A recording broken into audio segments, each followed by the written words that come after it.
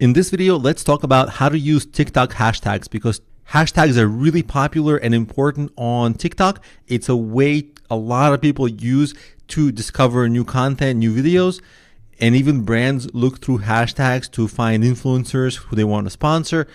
And really, you can think of it as categories. So some of the biggest categories obviously have a lot of people browsing them. And if you climb the hashtags, you're going to be able to get a lot of visibility. So let's talk about all this. The place where you put the hashtags is the caption of your video. When you upload a video, before you press submit, TikTok will ask you to write a caption. The caption is 100 characters long. And some of that 100 characters you may use to write a very brief description of the video, but also in the remaining of those characters, you may use hashtags. Some of the very popular hashtags are for, like number for you, then the word for you, then hashtag trending. And there's a lot of other popular hashtags for specific types of videos. And one thing you can do is look at the trending videos of that day and see, is there like a trend that day? Is there something in the news? You can piggyback off that and use that to get visibility and followers. Also, you can stay on your topic. What I mean by that is, well, let's say you're doing music, but the popular hashtag of the day is cooking. Well, even if you rank in that hashtag, how much help is that really going to get you? A questionable amount of help. If you're doing music or if you're doing sports, you want to stay in hashtags within your niche. And there's two kinds of hashtags, and you can think of them as, if you're familiar with SEO, in SEO, there's long tail keywords and short tail keywords. The short tail keywords are the very popular ones that are hard to rank for.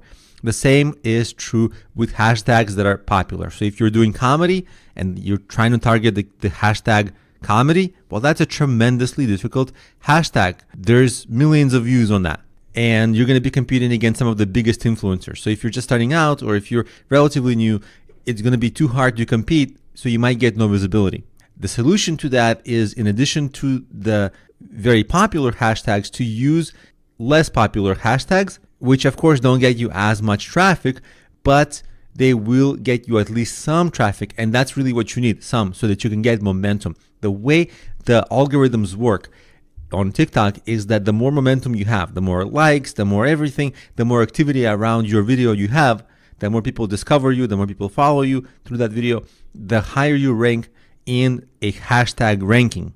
So if you rank for a lot of little hashtags and get views from that, that's actually going to influence your ranking for bigger and bigger hashtags. And as you grow your followers, those followers will give you a lot more activity, and you're going to be able to rank for tougher and tougher hashtags, but not right away. So right away, you want to go for the very non-challenging hashtags, at least get some views. Now let's talk about how to find good hashtags. And the easiest way to do it is make a list of the top influencers specifically in your topic, in your niche, because they're already using some of the good hashtags. Look at the captions of their posts.